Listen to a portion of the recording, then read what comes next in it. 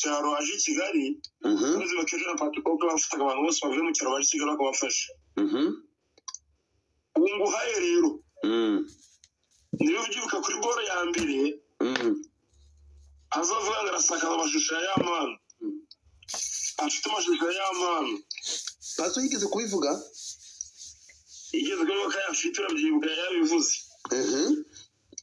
byanga byakunda uwo muntu nyine bajyane gukora recovery nagomba kuzamo byanga byakunda uwo wakoze recovery rero ninde tugomba kumenya ninde umenya gari famu menya tugomba kumenya niba yaragambanye kuko reka ze nkubwira ikintu kimwe urukumva njyewe niba ari ikintu cya mbere kidakwiye mari ibintu byari byo kwamaganwa kuko tuje tureba niba ugiye guhagarika umuntu cyangwa utemera umuntu cyangwa umva aribyo bidakwiye hari ubugome n'ubunyamaswa udashobora gukora urumva ibintu bakoreye y'amana ntabwo yewe bitutera hamwe birano ubugome burenze urugenga kamere uriya yapata n'umugore akamutema umuntu ushobora gukora ibintu nk'ibi ngibi urumva ariyo mpamvu mu bintu nakoze uziko inkuru nk'izi ngizi iyo ngiye kuzamagana mfatira hasi hejuru ariko ibintu byanteye ubwoba bro nabonye burya ko kipe twabonye amasegonda 30 tubona umunota ari ku matanu nyinshi iminota 10 uri kuyigabanya kubera iki wabonye 5 so ubu turi kuvugana Kejon n'umuntu bita Pazo barafunzwe bafungiwe i Kanombe ku murenge wa Kanombe ahitwa Kabeza yes ahubwo icyo gihari yego arumva telefone ya Kejon uravuze hari umuntu uri gukoresha telefone ya Kejon uwo ninde uko umva ari byatangaje ko Kejon yafunze tariki 14 yego ate tariki 14 inkuru yasohotse tariki 16 kuva tariki 14 hari umuntu upostinga ngo Kejon hostinga anga Kejon ajanga asanzwe hostinga uretse kwerekana raporo kamwereka gatoya wait kona ibonye je baba we batwadifite nimero nyinshi kandi kamanuke mana register stati ibyo byose uko byagenda kose ijambo rirava kuri kode fatani rimwe ubutabera kuri ya mpano setu ribu itange bakuri perereza ni izina ry'Imana ntago bayoberwe imva n'imvano bayobura mwana bagutabera ngo Paddock Lounge Home of Vibes DJ Crash DJ Chusa Miki no na Minky wa White Urban DJs akaba iri kuri stati twa Kejon Wakabi oya ibi ngibi birageze ibi ngibi zanuze ko Kejon afite team nini afite group nini afite na group ya WhatsApp nini twese tuba tujyemo kuvana mu telefone ye so ubwo umuntu uri kumpostingira ubwo twamwizera tuba tubivuyeho hangaha so no kuvuga ngo Kejon kuki ari ubikwekwaho nawe ari mu barizwa na yampano amakuru ntizeye yego ndafite ihamya ngo yari yarabuze ingano yarabuze Kalisi yari yaburiye he ndashaka nyina akabura baramuhamagara baramushaka bakamubura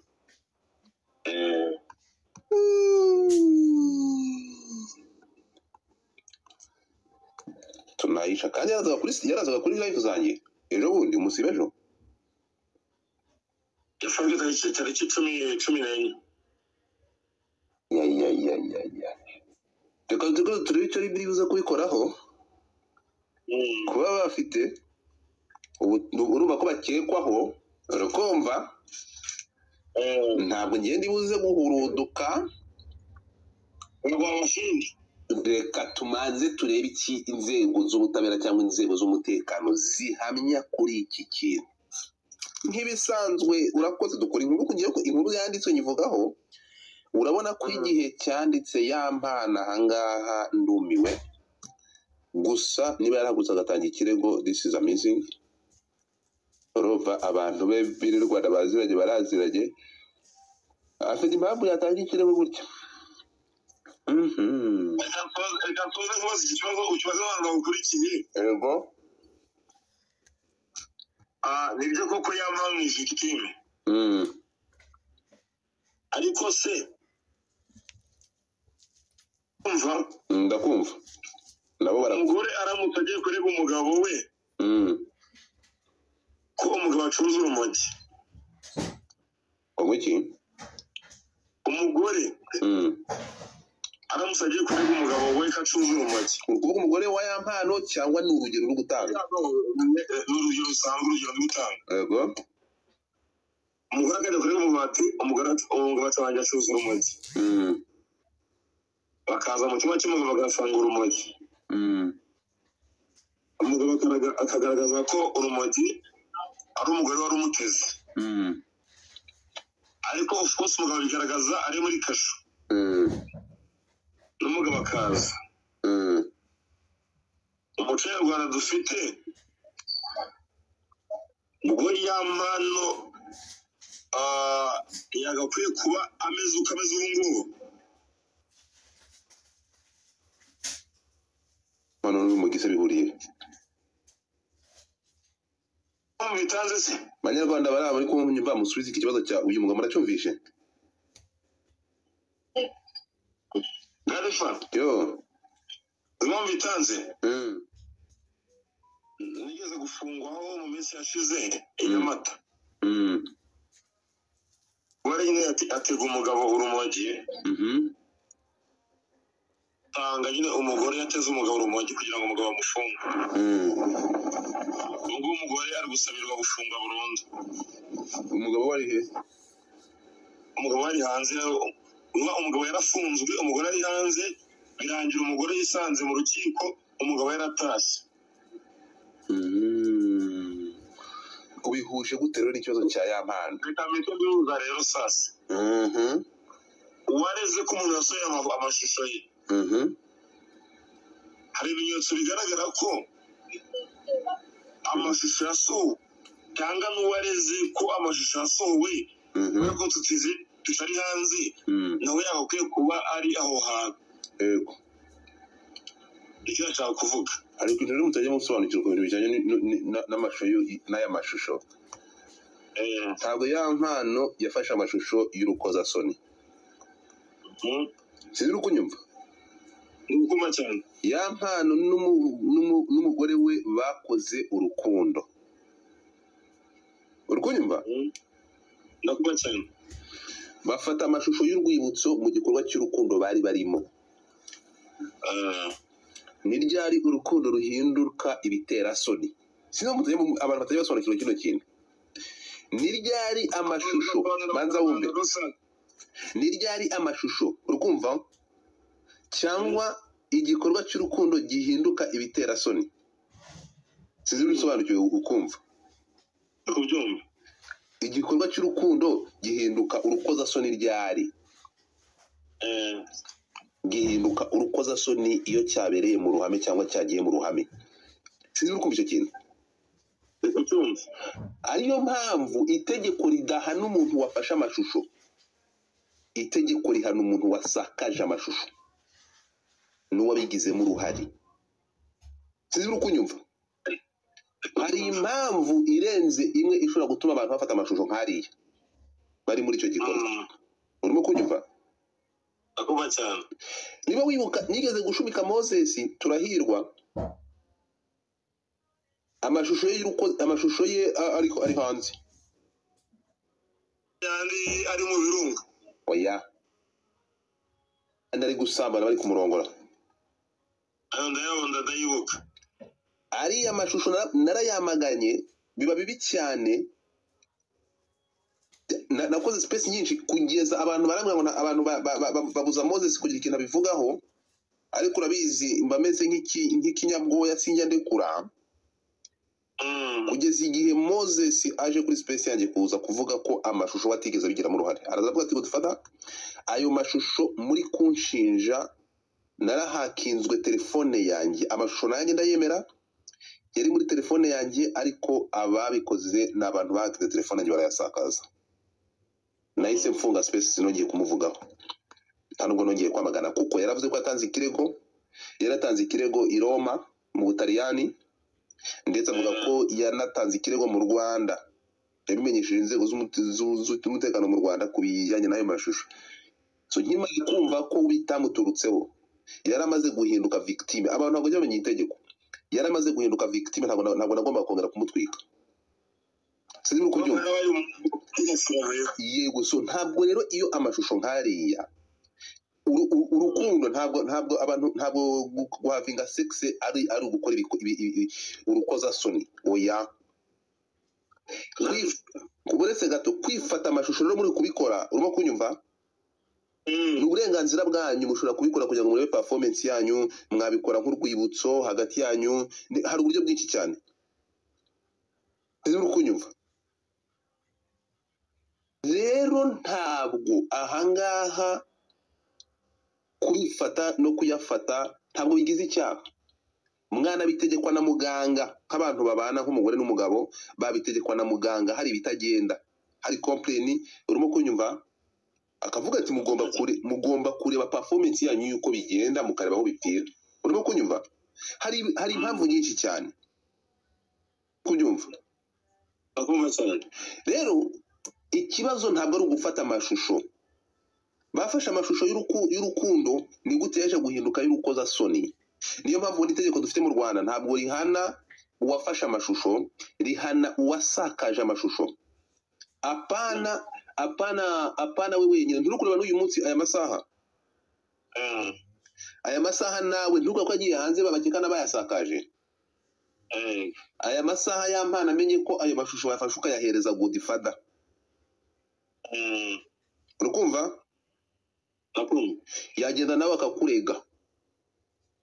Waba wamaze sinzi uri kubyumva, ukomeje gukora kuyasakaza, ukoze ibigize icyaha, nawe barakuzirika, baragutwara. So sinzi bisobanukiwe.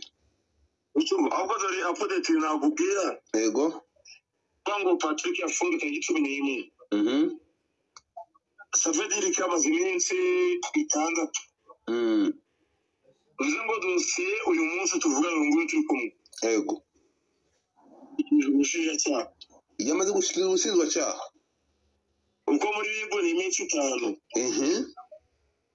Bango hagati y'umuntu wari ubu turi kuvugana amaze gushikira ubushinjacyaha.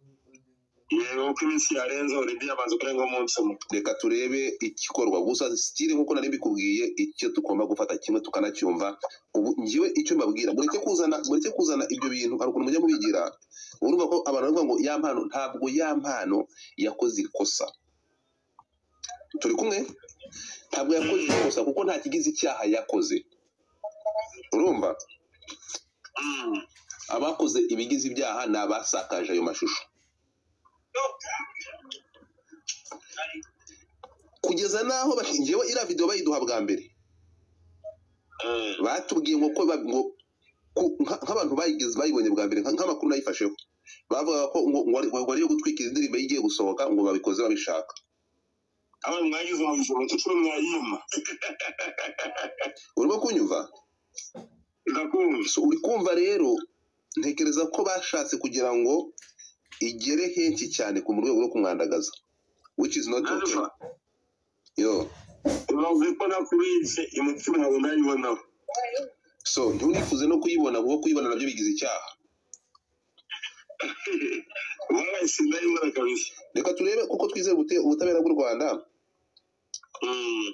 Ngewe nizera ubutabera bw'u Rwanda ntawe burenganya, n'abantu ubugenzacyaha bw'u Rwanda burakora iperereza ryimbitse, ntawe burenganya, ntawe buhutaza, uwakoze icyaha aragihanirwa. Turaza kumenya ukuri, reka dutegereze ubutabera. Nicyo kintu cyonyine kwiza amasaha navuga, dutegereze ubutabera. mu cyaka cyitwa propavenance ubu isigaye yonyine. So icyo kimwe navuze ku munota wa mbere cyangwa ku munota wa mbere justice kuri ya mpano ibi nzabivuga kugeza ku munota wa nyuma kuko ibyatumye uriya mujene bimugeza hariya hakozwemo ubugome, harimo ishyari, harimo urwango, harimo ubugome n'ubutindi bukabije. ariyo mpamvu ngo justice kuri ya mpano yo buri muhanzi bakunda igihugu kugira ngo wumve ukuntu byafatinze Florida. For example, nko mu ntare ya Arena nyine hari ibitaro bitandukanye bisanzwe cyane binarenze cyane muri minsi turimo. Biragoye nko gufata isambu runaka tutavuze akaremberwa n'amano, biragoye. Ibi bibaho. Ikintu nabwiye ikintu njyewe ubutumwa nagomba guha ya mpano bwari bumwe. Urimo kumva? Ubutumwa nagomba guha ya mpano bwari bumwe. Ibi ngibi ntibibe inkoni igukubita nk'icyo bifuje ngo bikugeze hasi. Haguruka ubigire intwaro urwanisha mu gukomera cyangwa mu gukomeza gahunda yawe y'umuziki. That was it. Njyewe ikintu nagomba kubwira ya mpano, ariko ibi byamukorewe ni ubunyamaswa, ubugome, kandi njyewe ikintu cyose kirimo ariko ya mpano mu buzima ikintu kikugira umugabo iyo uhuye n'ibyago nk'ibi ngibi cyangwa n'ibibazo nk'ibi ngibi urahaguruka bigendaho. Turi umwe. Nicyo kintu cyonyine nagomba kubwira uriya muri jene, nahaguruke afayitinge kandi ngenzi ko azabifayitinga akagerayo. Urimo kunyumva? Bisaba time kandi gasaba ariko byose birashoboka. Bizarangira bitewe n'umuco wacu, bitewe n'igihugu bafite ukuntu buri bantu bakira ibintu nk'ibo mu bindi bihugu. Ibi ngibi bakabaye bari kumuhamagara kuko bayatwitse bo ntibashaka ibindi. Buri gihugu n'umuco wacyo. N'abandi byarangiye n'abandi bazaza birangire, ariko ntabwo twashyigikira ibintu bigize icyaha. Ibi bintu ntabwo ari byo, bakoze amakosa. Y'ampanura n'umudamu we, urumva?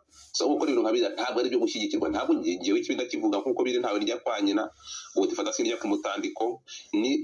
Niyo yaba ari minisitiri, ntabwo ngewe ntabwo nshobora ntabwo bikunda. Niyo yaba ari minisitiri navuga nti ibi ngibi ni uko mbibona. Ngewe nta muntu ngenda ndigata mu nnyo. Ibyakorewe uyu mwana harimo ubugome n'ubugambanyi n'umutima mubi na roho mbi. Ntabwo ngenzigira ubugome, ntabwo ari ikintu ngenzigira ashyigikira. So ya mpano still justice kuri ya mpano ku bintu byamukorewe.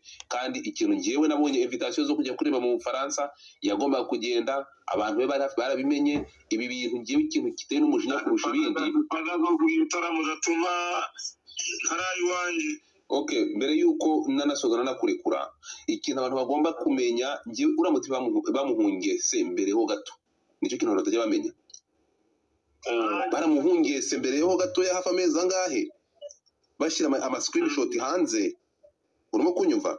So kwica umuntu urubozo rero we ugaragaza uruba yari abizi, ntabwo twari tuzi ko ari ikintu cy'iminota 10, ariko ibaze kumara amezi angahe uzi ko ari video y'iminota 10 iri hanze. Uko icyo kintu babyita ukurica dondi bamwishe ahagaze. Urukumva? Uyu mujene buriya ntari ikintu yagombaga gukora nyuma ya hariya. So anyway, reka nkureke, urakoze cyane. Gusa ikiriho kimwe, ngewe still ndavuga ngo justice kuri ya mpano, kandi ibyo navuze kuva ku munota wa mbere. Hari ibyo umuntu akora, ariko hari umusa. Urakoze cyane. Reka tujye ibyo rindi tubwira n'ibyo ubutabera buza gutangaza ku bashize uyu mwanda hanze. Thank you so much.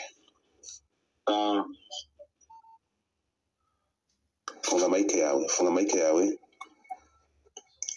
mic yawe wabushita we. Hano inkuru iravuga ngo umuvugizi wa RIB